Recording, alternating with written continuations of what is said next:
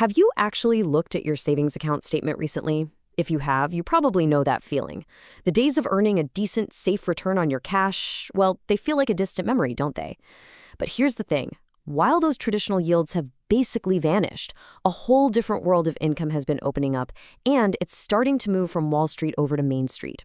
So today, we're going to dive deep into that world of private credit. We're going to explore how you can get paid like a bank, and, maybe most importantly, what it really costs to do so. Okay, so here's our roadmap for today. First up, we're going to diagnose the problem, what I'm calling the great yield drought that's starving our savings.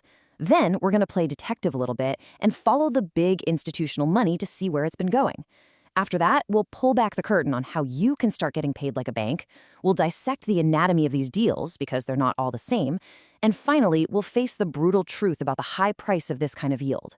And all of that is going to lead to one single critical question you've got to ask yourself.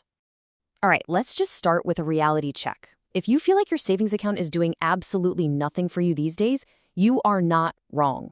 Not at all. Let's dig into why that is. You know, this quote right here from the American Bankers Association, it just perfectly sums up the mood, doesn't it? When the Federal Reserve decided to pin interest rates to the floor, yeah, it was great for borrowers. But for anyone trying to safely grow their cash, well, depressing is probably an understatement. And it's so easy to forget this, but it really wasn't that long ago that earning 2% a year was, the baseline. Nobody was getting rich off it. It felt low even back then, but it was something. It was a real, tangible return on your cash. But then the floor just completely fell out.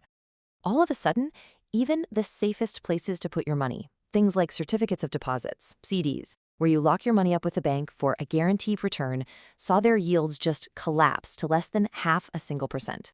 And then it hit rock bottom. It's actually astonishing when you think about it, but many money market funds, which are basically just parking lots for cash, were paying out just 1/100th of 1%. I mean, at that point, you're not earning interest, you're just watching inflation eat your money for lunch. Okay, so this created a massive problem. If cash pays absolutely nothing, where does the money go? And more specifically, where did the really big players, the pension funds, the university endowments, where did they go to find the returns they absolutely need to survive? And right here, this is the key divergence. While everyday savers like us were basically stuck, the big players, they couldn't just sit there and accept zero. They had commitments to meet. So they had to get creative, and they started moving their capital into more complex strategies that, frankly, until very recently, were completely off limits to the rest of us. Now, a major tool in their toolbox is something called leverage. The best way to think about it is like using a literal lever to lift a huge, heavy rock, right? A tiny amount of your own force gets you this massive result. But, and this is the important part, if that rock slips, it's not just your own strength you're dealing with anymore. That amplified force works against you just as powerfully. It cuts both ways. So, this big institutional shift really sets the stage for the main idea we're talking about today. A new model is emerging, one where individual investors can now step into a role that was once reserved exclusively for the world's biggest banks. To really get private credit, you first have to understand the fundamental business of banking itself. And honestly, it's beautifully simple. They take our deposits, that's step one, and they pay us a tiny, tiny interest rate. Then, step two, they turn right around and lend that same money out for things like mortgages at a much higher rate. Step three, that's their profit. It's the gap, the spread, between what they pay out and what they bring in. Now here's the game changer. Private credit is basically a mechanism that allows you, the investor, to become the bank. So instead of depositing your money for that tiny return, you are lending it directly to businesses that need capital. And in return, you get to capture that much, much more profitable spread for yourself. You're cutting out the middleman. And boom! This chart right here illustrates the entire appeal in one simple picture. On the one side, you've got the yield from a traditional, safe-as-houses vehicle, like a CD. And on the other, you have the potential return from lending directly to a regular middle-market company. That huge difference, that's the yield gap. And that is the prize that's drawing so much attention and so much money into this space right now.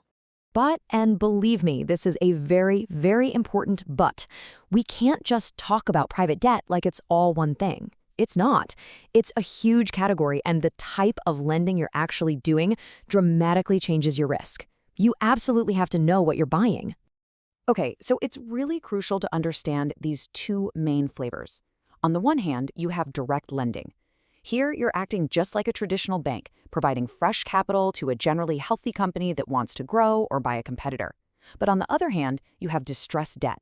Here, you're more like what they call a vulture fund. You're not lending new money. You are swooping in to buy the existing loans of a company that's already in deep, deep trouble, often for pennies on the dollar. And you're betting you can make a profit in a restructuring. Two totally different worlds. When we're talking about that distressed side of the market, this is the world you're living in. Bankruptcy. This is the ultimate failure of a business. It's where everything has to be sold off, liquidated, just to pay back all the people it owes money to. Make no mistake, it is the highest stakes environment for any lender. And inside that bankruptcy process, there's a very strict pecking order. You can think of it like a waterfall. At the very top, the secured lenders get paid first. These are the loans backed by hard assets, like a building or equipment. Then the water flows down to the various levels of unsecured bondholders. And way down at the bottom, if there's even a single drop of water left, are the equity holders, the stockholders. Where your loan sits in this waterfall determines your entire risk of getting wiped out. And that brings us to what is, without a doubt, the most important part of this entire explainer. That really attractive double-digit yield we saw on the chart, it does not come from magic. It is direct compensation for taking on very specific and very significant risks. There is no free lunch here. So first and most obvious is credit risk. I mean, this is the oldest risk in finance, right?